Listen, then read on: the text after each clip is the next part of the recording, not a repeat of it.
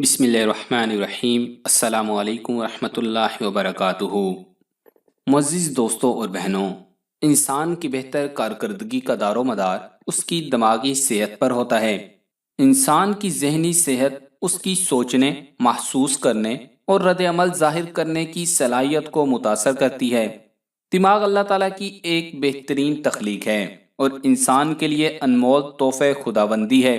انسان اپنے دماغ کو استعمال کر کے نت نئے اور حیرت انگیز کارنامے انجام دے رہا ہے۔ ضرورت اس بات کی ہے کہ باقی اعضاء کی طرح اس کا بھی خیال رکھا جائے۔ تو آج کی اس ویڈیو میں ہم آپ کو بتائیں گے کہ دماغ کے کمزور ہونے کی کیا وجوہات ہیں اور دماغ کیسے تیز ہوتا ہے، نیز سائنس اس بارے میں کیا کہتی ہے۔ اس کے علاوہ حضرت علی رضی اللہ تعالیٰ عنہ کا بتایا ہوا ایک عمل بتائیں گے جس سے انسان اپنے دماغ کو تیز کر سکتا ہے۔ تو گزارش یہ ہے کہ اس ویڈیو کو آخر تک مکمل دیکھیں۔ اس ویڈیو کو صدقہ جاریہ سمجھ کر زیادہ سے زیادہ شیئر کریں، ویڈیو کو لائک کریں، اور اگر ابھی تک ہمارا چینل سبسکرائب نہیں کیا تو ہمارا چینل سبسکرائب کر کے گھنٹی کا بٹن ضرور دبا دیں۔ سب سے پہلے تو یہ بات سمجھنی ضروری ہے کہ ہمارا دماغ ہمارے جسم کا وہ واحد حصہ ہے جسے جتنا زیادہ استعمال کیا جائے یہ اتنا ہی فعال ہوگا۔ غیر فعال دماغ آہستہ آہستہ بوسیدگی کا شکار ہوتا جائے گا اور اسے مختلف امراض گھیر لیں گے۔ ماہرین کے مطابق اگر بڑھاپے میں بھی دماغ کا زیادہ استعمال کیا جائے تب بھی یہ کوئی نقصان دہ بات نہیں، بلکہ یہ آپ کا مختلف بیماریوں جیسے الزائمر یا ڈیمنشیا سے بچانے میں معاون ثابت ہوگا۔ دماغی صحت کے بغیر ایک مکمل صحت مند زندگی کا تصور ممکن نہیں۔ انسانی جسم میں دماغ کی حیثیت ایک کنٹرول روم کی ہوتی ہے۔ اگر کنٹرول روم یعنی دماغ کی کارکردگی درست نہیں تو انسانی زندگی کا تمام نظام درہم برہم ہو جاتا ہے۔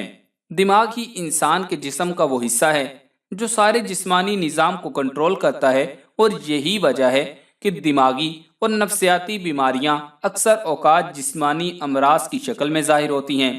آپ کے جسم میں سب سے زیادہ پیچیدہ نوعیت کا عضو آپ کا دماغ ہے، جس میں موجود باریک جالے اور خون کی نازک رگیں آپ کے جسم کا نظام چلا رہی ہیں۔ اگرچہ یہ آپ کے جسم میں ایک چھوٹا سا حصہ ہے، لیکن اس کی اہمیت سے حرکت قلب اور نظام حرکت انکار نہیں کر سکتا۔ جسم کے تمام اعضاء اسی کے اشاروں پر چلتے ہیں۔ یہ چھوٹا سا حصہ کسی طاقتور اور برق رفتار کمپیوٹر سے کم نہیں ہے، جہاں ایک طرف ماضی، حال اور مستقبل کی فکریں یادداشت کا حصہ ہیں اور دوسری طرف نظام جسم کو چلانے کی صلاحیتیں بھی موجود ہیں۔ لیکن اگر انسان کا دماغ کمزور ہو جائے یا ٹھیک طرح سے کام نہ کرے تو سارا جسم اس سے متاثر ہوتا ہے اور جسم کے باقی اعضاء کو بھی نقصان ہو سکتا ہے۔ اب آپ کو دماغ کمزور ہونے کی چند وجوہات بتاتے ہیں جن کی وجہ سے نہ صرف ہمارا دماغ کمزور ہوتا ہے بلکہ باقی جسم کو بھی نقصان پہنچتا ہے۔ تخیلاتی تصورات کی کمی۔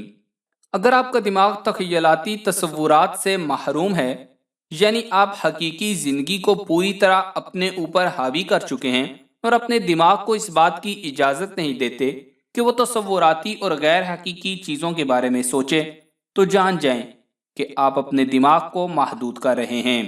کسی انسان کی قوت تخیل جتنی زیادہ بلند ہوگی اس کا دماغ اتنا ہی زیادہ فعال ہوگا۔ فضائی آلودگی۔ ہمارا دماغ جسم کا وہ عضو ہے جو پورے جسم میں سب سے زیادہ آکسیجن جذب کرتا ہے اور اپنے افعال سر انجام دینے کے لیے اس سے توانائی حاصل کرتا ہے۔ آلودہ فضا میں آکسیجن کم اور دیگر مضر صحت گیسیں زیادہ شامل ہوتی ہیں، جس کے باعث دماغ کو پہنچنے والی آکسیجن کی مقدار کم ہو جاتی ہے۔ یوں دماغ آہستہ آہستہ سست ہوتا چلا جاتا ہے۔ کم بولنا۔ کم بولنا ویسے تو ذہانت کی نشانی ہے، لیکن ماہرین کے مطابق دانشورانہ بحثوں میں حصہ لینا، اپنے خیالات کا اظہار کرنا اور دوسروں کی رائے سننا بھی آپ کے دماغ کے سوئے ہوئے حصوں کو بیدار کرتا ہے اور دماغ کے سوچنے کا دائرہ کار وسیع ہوتا ہے۔ کم بولنا نبی کریم صلی اللہ علیہ وآلہ وسلم کی سنت بھی ہے، لیکن نبی کریم صلی اللہ علیہ وآلہ وسلم نے یہ بھی فرمایا کہ سوال آدھا علم ہے۔ اگر آپ کسی سے سوال کریں گے وہ اس کا جواب دے گا، اس جواب سے آپ ایک بحث چھیڑ سکتے ہیں، لیکن بحث کی سمت درست ہونی چاہیے۔ اگر بحث کی سمت درست نہیں ہوگی تو وہ جھگڑے اور فساد کا موجب بنے گا۔ اس لیے ایسی چیزوں پر بحث کریں جس کا یا تو آپ کے پاس مکمل نالج ہو یا پھر دوسرے کے نالج کے اوپر آپ کا بھروسہ ہو۔ تو ایسی چیز کے اوپر بحث مباحثے میں نہ چڑھیں جہاں پر صرف انا پرستی اور ضد شامل ہو، کسی کو نیچا دکھانا شامل ہو۔ یہ اسلام کے بھی منافی ہے اور یہ آپ کی دماغی صحت کو بھی نقصان دے گا اور آپ کے کریکٹر کو بھی نقصان دے گا۔ سوتے ہوئے سر کو ڈھانپنا۔ اگر آپ سوتے ہوئے سر کو چادر یا تکیے سے ڈھانپ لیتے ہیں تو محتاط ہو جائیں، کیونکہ یہ دماغ کے لیے تباہ کن عادت ہے۔ سر ڈھانپنے سے یہ 8 سے 9 گھنٹے تک حواس سے محروم رہتا ہے، جس سے مختلف دماغی بیماریوں کا خطرہ بڑھ جاتا ہے۔ بیماری کے دوران دماغی کام۔ کسی بھی جسمانی بیماری کے دوران زیادہ دماغی کام کرنا دماغی خلیات کو تباہ کر سکتا ہے۔ بیماری کی حالت میں جسم اور دماغ دونوں کمزور ہو جاتے ہیں اور ایسے میں دماغ کو اس کی استعداد سے بڑھ کر کام کرنے پر مجبور کرنا اسے تباہ کر سکتا ہے۔ ایک بات اور بھی ذہن نشین کر لیں، بعض اوقات ہماری طبیعت خراب ہوتی ہے، سر میں درد ہوتا ہے، لیکن ہم موبائل یا کسی بھی قسم کی سکرین وغیرہ کی جان نہیں چھوڑتے، تو یہ بھی مزید دماغ کمزور کرنے کا موجب ہے۔ طبیعت مزید خراب ہوتی ہے، سر میں درد بھی بڑھ جاتا ہے۔ ایسے موقع کے اوپر ریلیکس، آرام کرنا چاہیے۔ آرام کریں گے تو دماغ کو بھی آرام ملے گا، جسم کو بھی آرام ملے گا اور آپ سکون محسوس کریں گے۔ موٹاپا۔ شاید بہت کم لوگ جانتے ہوں گے کہ موٹاپا ہمارے دماغ کی کارکردگی کو متاثر کرتا ہے۔ موٹاپے کے باعث دماغ کی شریانوں کو اپنا کام سر انجام دینے میں مشکلات کا سامنا کرنا پڑتا ہے۔ یوں موٹے افراد آہستہ آہستہ کن ذہن ہوتے چلے جاتے ہیں۔ ناشتہ نہ کرنا۔ ناشتہ نہ کرنے کی عادت ہمیں جسمانی اور دماغی طور پر بری طرح نقصان پہنچاتی ہے۔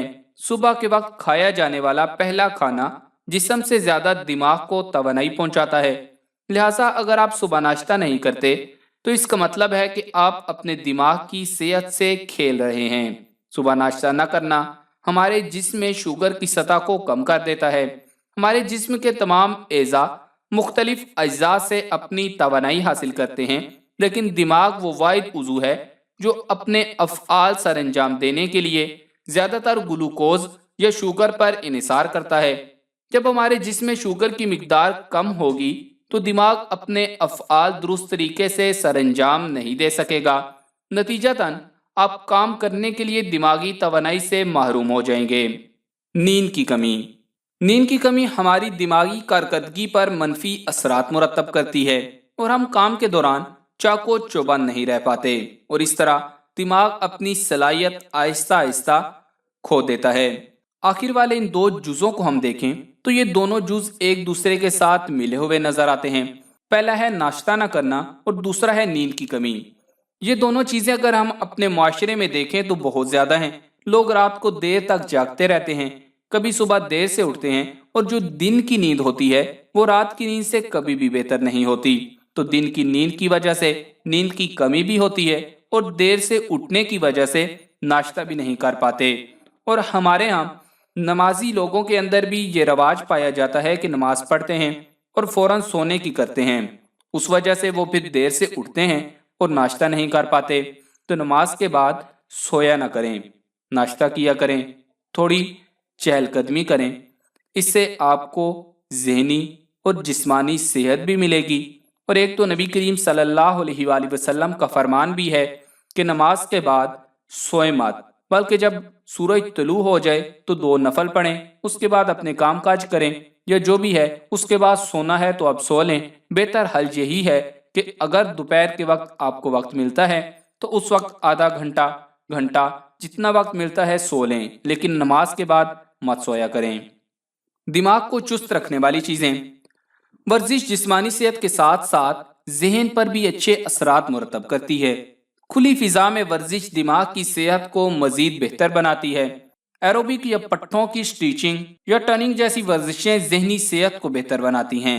چکنی غذائیں دماغ میں گرمی پیدا کرتی ہیں، اس لیے ایسی غذائیں کھائیں جن میں چکنائی کم ہو اور جو جسم کی حدت کو کم کریں۔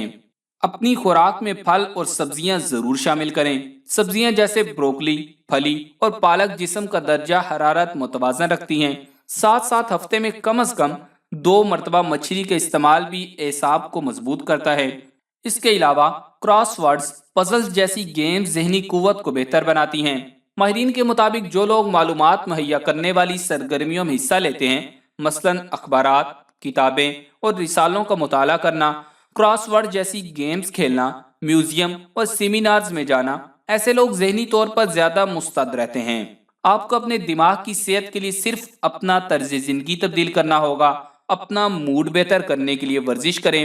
محض 10 منٹ کی ورزش بھی آپ کے ذہن کو غیر ضروری فکروں سے آزاد کر سکتی ہے۔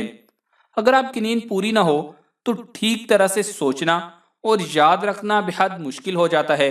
موسم سرما میں سونے سے قبل گرم پانی سے نہانا، سونے سے قبل مطالعہ، بیڈ روم میں مدھم روشنی اور سونے سے قبل چائے کافی سے پرہیز اچھی نیند کے لیے ضروری ہے۔ رات بھر سونے کے بعد اگر آپ صبح الارم کے بغیر تازہ دم بیدار ہوں تو اس کا مطلب ہے کہ آپ نے بھرپور نیند لی ہے۔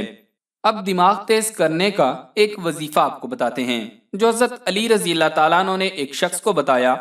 ایک مرتبہ سیدنا علی رضی اللہ تعالیٰ عنہ مسجد میں تشریف فرما تھے۔ ایک سائل آیا اور عرض کرنے لگا، اے امیر المومنین، میں باتوں کو بھول جاتا ہوں، میرا دماغ تیز نہیں، یہاں تک کہ قرآن پاک یاد کرنے میں بھی دقت ہوتی ہے۔ کوئی ایسا عمل یا وظیفہ بتائیں کہ جس سے میرا دماغ تیز ہو، میری یادداشت تیز ہو۔ تو حضرت علی رضی اللہ تعالیٰ عنہ نے اس سے کہا کہ تم جو بھی رزق حلال کھاؤ اس پر 1 مرتبہ یا علیم اور یا اللہ پڑھ کر کھاؤ۔